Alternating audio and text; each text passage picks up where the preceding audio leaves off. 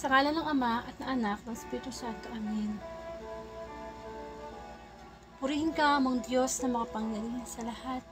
Purihin ang iyong dakilang pangalan. Purihin ka magpakailanman.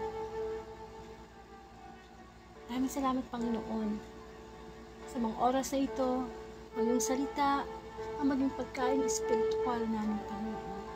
Sa ganon, hindi kami mabuhay pisikal lamang, kundi buhay kami espiritual.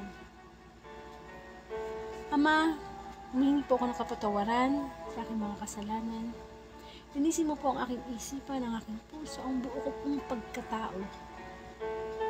Upang sa ganon, your prophetic voice, marinig namin. Gamitin mo lamang akong daluyan. Ang iyong karunungan, ang iyong kapangyarihan, aking pong buong kababaang loob na hinihingi na puspusin mo ako ng banal na espiritu upang kahit ako po na nagsasalita ay makikinig sa iyong mabuting balita. Nawa, Panginoon, matamnan kami, aming puso, ng mensahe sa iyong mabuting balita tungkol sa kapangyarihan ng anak. Humingi din po tayo ng kapatawaran sa ating mga pagkukulang sa ating Diyos.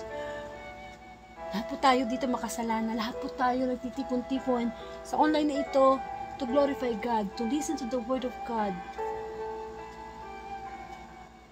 Kung makapagnilay tayo, sino ako, ano ako sa mensahe ng Diyos sa pagkakataong ito.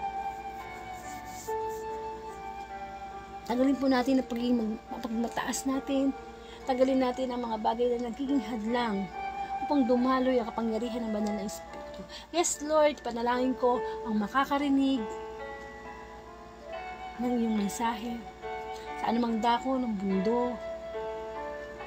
Lord, touch their hearts, their life. Ang sa ganun, Lord, sa puso diretso ang mensahe mo. Hindi lamang madinig, hindi lamang pumasok sa tenga at labas sa kaliwa, kundi sa pumasok sa aming mga puso, Panginoon. Gamitin mo ang iyong malakas na kapangyarihan upang maramdaman natin na ang iyong banal na Espiritu ay nasa Facebook live na ito ngayon, Panginoon.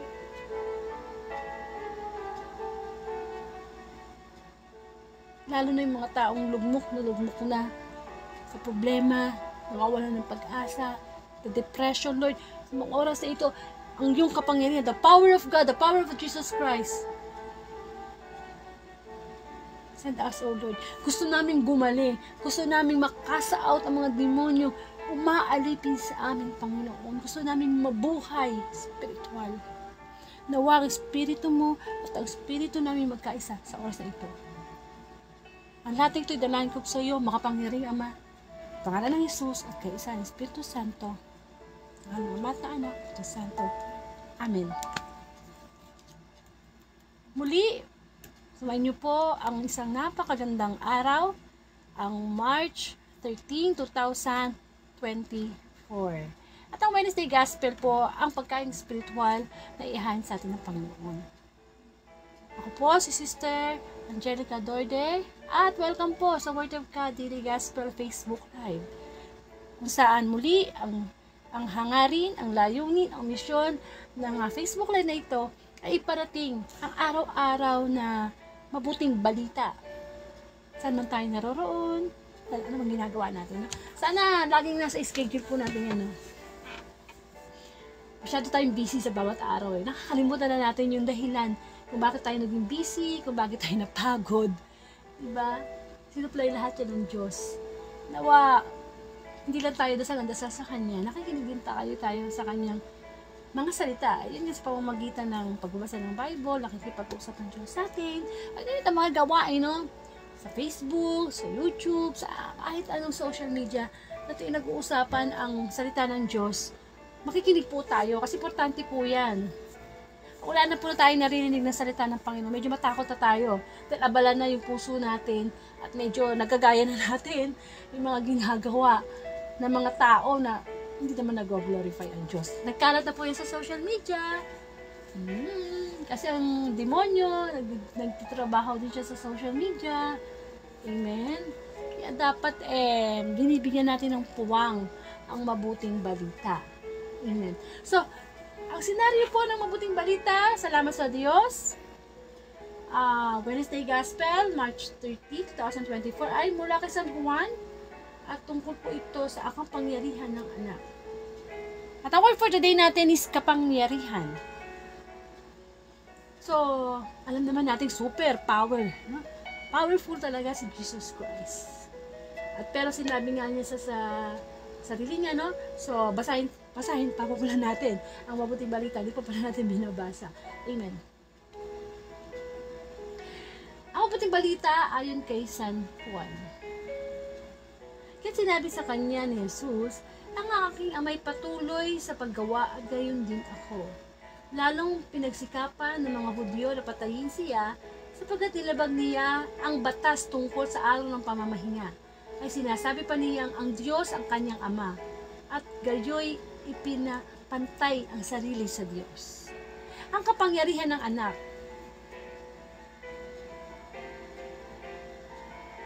Kaya sinabi sa kanya ni Jesus, dapat ninyong malaman na walang ginagawa ang anak sa kanyang sarili lamang. Ang ginagawa lamang niya ay ang nakikita niyang ginagawa ng ama. Ang ginagawa ng ama ay siya rin ginagawa ng anak. Sapagkat minamahal ng ama ang anak at ipinapakita sa anak ang lahat ng ginagawa niya. At higit pa sa mga ito ang mga gawang ipapakita sa kanya ng ama at magigilalas kayo. At kung paanong binubuhay ng ama ang mga patay, gayon din naman, bubuhayin ng anak ang sinumang nais niyang buhayin.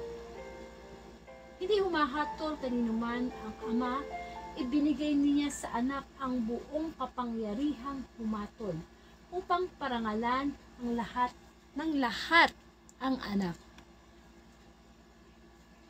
Tulad ng kanilang pagpaparangal sa ama. Ang hindi nagpaparangal sa anak ay hindi nagpaparangal sa amang nagsugo sa anak. Sinasabi ko sa inyo, ang nakikinig sa aking salita at nananalig sa salita na nagsugo sa akin ay may buhay na walang hanggan. Hindi na siya hahatulan, kundi inilipat na sa buhay na mula sa kamatayan. Tandaan ninyo, darating ang panahon ngayon na nga na marinig ng mga patay ang tinig ng anak ng Diyos at ang makinig sa Kanya ay mabubuhay. Ang Ama, ang may kapangyarihang magbigay buhay at ang anak ay binigyan niya ng kapangyarihang magbigay buhay.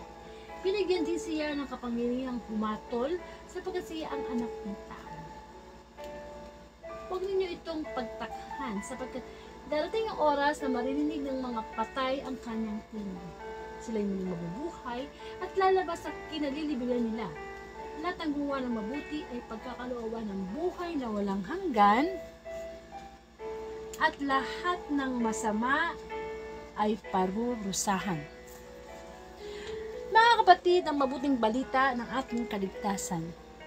Pinupuri ka namin, Panginoong Jesucristo. Amen. Welcome po sa Word of God uli, no? Daily Gospel. So, kapangyarihan ng Diyos. No? Pag narinig natin yung salitang kapangyarihan, powerful, parang, di ba, wow. Parang asarap, no? Ang sarap pakinggan yung word na yun. Very positive. At gustong-gusto yun nating mga tao, no? Gustong-gusto ng tao ang kapangyarihan. Kasi on the top, nagagawa ang lahat, makapangyarihan. Pwede mag-control ng tao. Kapangyarihan, no? Parang nasa iyo lahat yung kayamanan, nasa iyo yung, ikaw yung boss, no? Kapangyarihan. So dito sa mabuting balita natin, pinakita rito kung ano ba talaga ang kapangyarihan ni Kristo. Na si Kristo, alam natin siya'y buktong anak ng ating Ama sa Langit. At alam naman natin na ang ating Ama sa Langit, the Creator, ay talagang makapangyarihan. Walang posible sa Kanya. Eh siya nga lumikha ng mundo. Ang tao. Amen. Isang kisap mata lang ng Ama, pwede niyang magawa. Kung gusto na niyang gunawin ang mundo, pwede. Kung gusto niyang Di ba? Ganun siya makapangyarihan. Walang papantay sa kapangyarihan ng Diyos. Di siya kahit talunin kahit ang demonyo. Amen. Kaya ang kapangyarihan ng Panginoong Jesus na binanggit dito sa mabuting balita, sinasabi na mismo ng Panginoong Jesus, nagagawa niya ang lahat ng himala, lahat ng pagpapagaling ng mga may sakit, pagkakausap ng demonyo, pagpabuhay ng mga patay. Dahil ang kapangyarihan niya ay nanggagaling sa Ama. Di pinanggalingan yung kapangyarihan ni Kristo. Amen. Buong kababaang loob sa sinasabi ng Panginoon, nagagawa ko to. Nasusunod ko ang kalooban ng Diyos dahil sa kapangyarihang ibinigay ng Diyos sa Kanya. Wow! Great! Diba? Alam mo ang nakakawaw sa kapangyarihan na yan? Yung kapangyarihan na ibigay ng Diyos Ama sa Kanyang anak na si Kristo, pwede rin ibigay sa atin. Kaso, ang gusto nating kapangyarihan, yung kapangyarihan ng asang pwesto, kapangyarihan na leader ka ng isang bansa, mahawakan mo ang mga tao, madidiktahan mo sila. Yung mga kapangyarihan yan, pang mundo lang yan. Pero yung magkaroon ka ng kapangyarihan, katulad ng kapangyarihan, ibinigay sa Ama, sa anak, wow! Talagang hindi lang sana o lang masasabi mo. Amen. Kaya nga diba, ang Panginoong Jesus may mga alagad siyang tinawag, at yung mga alagad na pinangaralan niya, hindi ba nakakapangaral din ang salita ng Diyos? Nakakagaling din sila ng mga may sakit, kapag cast out na ng demonyo yung kanyang mga alagad. Kasi nga, whatever na ibinigay ng Ama sa anak, dahil ang anak ay tagapagmana, tayo din. Kahit tayo makasalanan, kung tayo magbabalik loob sa Diyos, we can have also the power na ibinigay ng Ama sa kay Kristo. Amen. Ang tanong, paano? Paano natin makukuha yung power na yan? Paano ba nakuha ni Kristo ang power na yan? Sa isang dahilan. Wala siyang ginawa, kundi sundin ang kalooban ng Diyos. Kaya siya nagkaroon ng ganong kapangyarihan. Amen. Kaya tayo, kung tayo susuko sa Diyos, bibigay natin lahat ng kahinaan natin sa Kanya. We have the power to cast out yung mga demonyo sa buhay natin, to cast out yung mga kasalanan natin through Jesus, through the name of Jesus. We could have the power na gumaling sa ating mga spiritual na karamdaman. We have the power na magpagaling na ibang kapwa natin. We can inspire other people. We can preach the Word of God. Pwede na mag-instrumento ng Diyos. We have the power na bumuhay ng mga patay. In what way? Hindi naman literal yan eh. Bumuhay ng mga patay. Ibig sabihin, mga patay sa pananampalataya. Buhayin. Ipalaganap ang mabuting, iparinig sa kanila ang mabuting balita, ang pagmamahal ng Diyos, ang kaligtasan ng habag ng Diyos. We have the power. We have the power to proclaim the Word of God. Pero hindi natin ginagawa. Nahihiya tayong ibahagi si Kristo sa ating kapwa. Samantalang yun isang kapangyarihan. Okay? May mga pinipili ang Diyos na binibigyan ng gift of preaching. Amen? Eh kung hindi ka naman hindi ka naman doon nailagay na magsalita to proclaim the Word of God, ang daming pwedeng power na ibigay sa Diyos, na sa iyo ang Diyos. May pera ka, you have the power to help the people na needy, mga nangangailangan. Nakapagtapos ka ng doktor, we have the power to help yung mga hindi makabayad. Di ba? Free consultation. Isa kang teacher, you have the power to teach yung mga bata na hindi ma-send ng kanilang mga magulang sa eskwelahan. We have the power. We have the power to love. Pero anong ginagawa ng Diablo? Sinisira niya yung power na yan. Kasi ayaw niya na makita natin sa katotohanan mula sa salita ng Diyos na meron tayong kapangyarihan. Pero ang nangyayari, ang kapangyarihan ng Diablo ang nagahari sa atin. Kaya ang nangyayari, yung kapangyarihan natin, kapangyarihang magtanim ng galit sa kapwa, kapangyarihang maghiganti, kapangyarihang gawin kung anong gusto natin, inaabuso natin ang ating free will. Ang ating free will should be our power. Amen. May freedom tayo. We can choose. We have our free will. Kaya lang, yung free will natin, ginagamit natin as kapangyarihan na gumawa ng masama. Na piliin ng masama. Na piliin ng kasalanan. Dapat yung free will natin, hindi ba? Isinusuko natin sa Diyos at pinapalata ng God's will. Para magkaroon tayo ng kapangyarihan.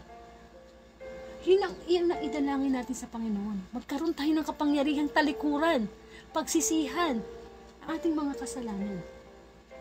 At hindi natin magagawa yan kung di tayo may bababang kalooban. Amen. Na ang kapangyarihan, pupunta lang yan. Mapupuspos lang tayo ng kapangyarihan ng Diyos. Kapag nakita ng Diyos, na hindi natin gagamitin yun sa kasamaan. We can do impossible things. Diba? Pwede tayong maglakad sa ibabaw ng tubig, kamukha ni Pedro. Kung nakafocus lang tayo sa Panginoong Yesus, di tayo lulubog. Tayo, nasa pagsubok tayo ng buhay. Pwede tayong magkaroon ng kagalakan, ng pag-asa, ng pag-ibig sa kabila ng pagsubok. Kapangyarihan yan. Yung bang may problema ka na, pero nakangiti ka pa. Yung bang may problema ka pa, pero parang wala. Kapangyarihan yan. Amen. Yung bang tipong kakainis, ayokong patawarin, pero napatawad mo, kapangyarihan yan. That's a power from God. Kasi kung wala kang connection sa Diyos, di mo yung magagawa. Pero anong ino-offer ng Diablo? Kapangyarihan ng mundo. O ito, bibigay ko sa'yo. Magiging presidente ka ng isang bansa. Pero kailangan manloko ka. Maging corrupt kang opisyal. O ito, bibigyan ko sa'yo ang kapangyarihan na papasa ka sa board. Pero mandadaya ka ha. O, pagka pumasa ka na, o ganito. O ito, bibigyan ko sa'yo ang kapangyarihan. Patayin mo yan. O, hard killer ka. O, babayaran ka ng malaking halaga. Malaki yung pera na yan, milyon-milyon na yan. May kapangyarihan ka ng bilhin ng lahat. Hindi ba? Kailangan ma-discern natin, ano ba talaga yung kapangyarihan na meron tayo ngayon? O inaabuso natin kapangyarihan natin. Tatay ka, pero inaabuso mo yung kapangyarihan mo. Boss ka ng isang kumpanya, inaabuso mo yung mga tauhan mo. Hindi ba? Dapat yung kapangyarihan na meron tayo, habang dumalaki, yung kapangyarihan na meron tayo, bumababa naman yung ating kalooban. At yung kapangyarihan na yun, ginagamit natin to glorify God. Amen. Nawa sa puso natin, kung ano ang kapangyarihan na meron si Kristo, magkaroon din tayo. At yan sa pamamagitan ng pagsunod sa kalooban ng Diyos. Amen. Magkaroon po tayong closing prayer. Muli, Ama, maraming salamat sa pagpapaalala mo sa amin na ang kapangyarihan mo, pwede rin namin maging kapangyarihan kung magkakaroon kami ng kababaang loob sa pagsunod sa iyong kalooban. Mahina kami, Panginoon, sa aming mga kasalanan. Nawawalan kami ng kapangyarihan na humindi sa mga tukso ng Diabo. In Jesus' name, give us the power na ikasa out ang mga demonyo, ang mga karamdamang espiritual, ang mga pagkabulag naming espiritual, pagkabingi naming Panginoong espiritual, mga espiritual lang, ketong espiritual na pagka-paralyze namin, Panginoon, through the almighty power, Lord, na umaalipin sa amin. Jesus' name, give us the power, lakas ng loob, para talikuran na yung mga kasalang meron pa rin kami. Tulungan mo kami, Lord, na magkaroon ng power para sundin ang yung mga utos. Power na magpatawad, power na umalis sa panganghalunya, power na huwag nang magnakaw, power na igalang ang ama't ina, power na sumsimba, at power, Lord, na huwag magnakaw na hindi amin. The power not to use the name of God in vain. The power to give us our love to you. the power to be humble. Yan ang mga kapangyarihang hilig namin makamtang Panginoon. Ama namin, sumasalangit ka, sambahin ang ngalan mo. Mapasa amin ang kaharian mo, sundin ang loob mo dito sa lupa para sa langit. Bigyan mo kami ng aming kakanin sa araw-araw at patawarin mo kami sa aming mga sala para ng pagpapatawad namin sa nagkakasala sa amin. Huwag mo ba kami painturo sa tukso, tiyan mo kami sa lahat ng masama. Sa ngalan ng Ama at ng Anak at Santo. Amen. Amen. Muli maraming salamat Panginoon. No? Talagang yung power na yan, yan dapat ang pagkamindi namin. The power from God above. Amen. So muli, Monday to Saturday, alas 8 ng gabi ang Word of God at alas 3 ng hapon kapag Sunday. So naiba lang po ang ating oras, depende po sa schedule ng inyong abang lingkod. And pakishare na lang po itong Wednesday Gospel for the glory of the Lord. Para sunod natin yung Great Commission. Maraming po salamat and to God be the glory.